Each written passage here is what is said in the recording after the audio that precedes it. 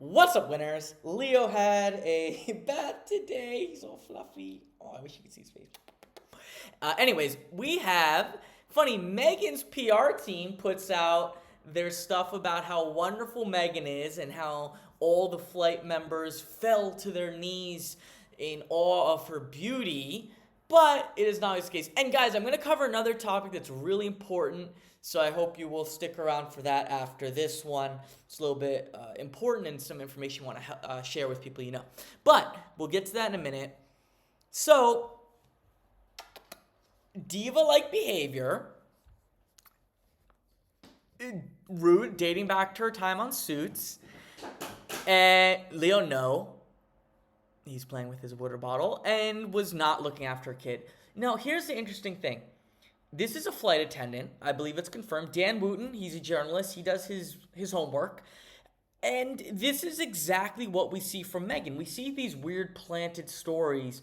And you notice with Meghan's stories that about flight attendants, they all say, you can't believe how beautiful she is. I want you guys to notice that. Every time Meghan's on a show, they say the beautiful Meghan Markle. Every time there's a story about her, they say, you can't believe how beautiful she is in person. You don't hear that about supermodels because even if someone's very beautiful in person, not everyone's obsessed with how beautiful everyone they meet is. People don't just say that. So what I think is Meghan tells people to say that, pays people to say that, threatens people to say that, just puts out fake stories. That's how you know these stories aren't legitimate because the phrasing's always the exact same. It's the phrasing that Meghan is giving them.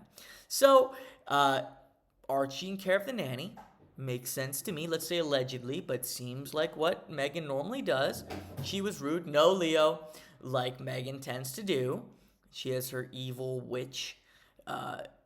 Again, when Meghan is genuinely happy here, but when Meghan's genuinely happy, she looks evil. She's like, nah, I've succeeded. I am trapped with the baby. I'm a princess now. So, when Harry wasn't there, she changed. So all very interesting stuff. I'll leave this up a minute. You guys can pause if you want to check out more of it. She has her creepy picture. Very interesting. I would love to talk to this flight attendant. Now, guys, this is a very important story here. Now, I was mentioning, this is a YouTube channel, really funny, Misfit Minds. I don't want to talk... I find them funny, but you guys, my demographic, most of you are women over 65. I don't think they'd be your cup of tea, but go ahead and check them out. That's not to insult them, but, you know. But let's check out this. This is very important. This is about charity and how it's a scam. And I want you guys to really please pay attention. It's only like 2 minutes. Booked it? You paid to? So they were doing a fake charity as a scam, as a joke. They didn't actually scam people, but now they run into the real charity. And listen to this.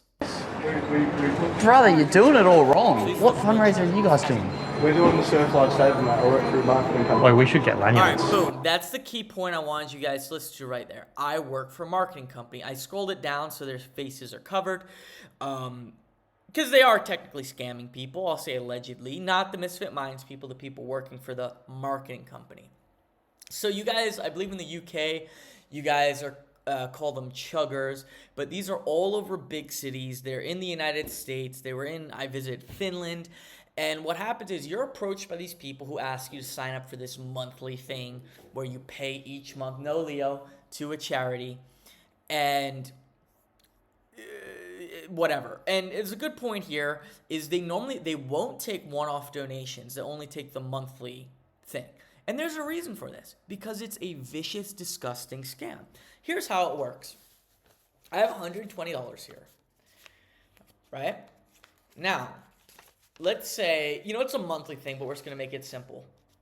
You donate $120 to the chugger. You sign up, whatever. That's the course of 2 months or a year, whatever it is. It's probably more, but these are just for numbers. They work for a for-profit marketing company. This $120 goes to the charity, and now the charity, as part of the contract, has to pay $100 back to the for-profit marketing company, right?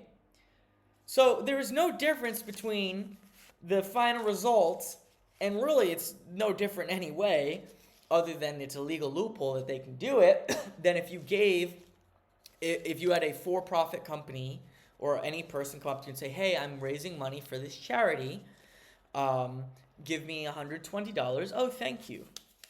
And then put the $100 in their pocket and then give $20 to the charity. The numbers are not far off from that. 70 to 80% goes to the for-profit company. And this is how absolutely all of them work. Keep in mind, many of them lie. They hire a lot of recent graduates who are not innocent because they know that they're getting a commission. So oftentimes they'll give you the numbers. They'll be like, look, we work for this charity.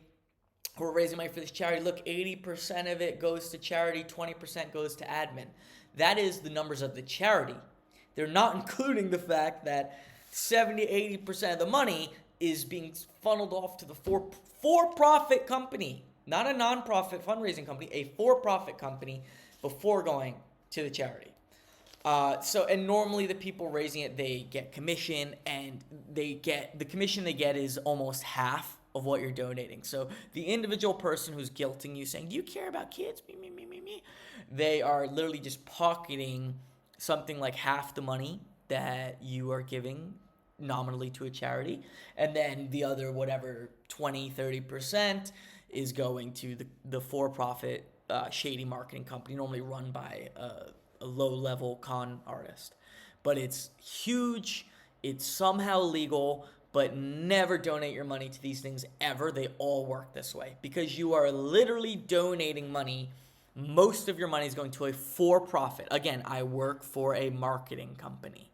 This was supposed to be like the good guys doing the real charity work, but again, I work for a marketing company. At least those guys were being honest.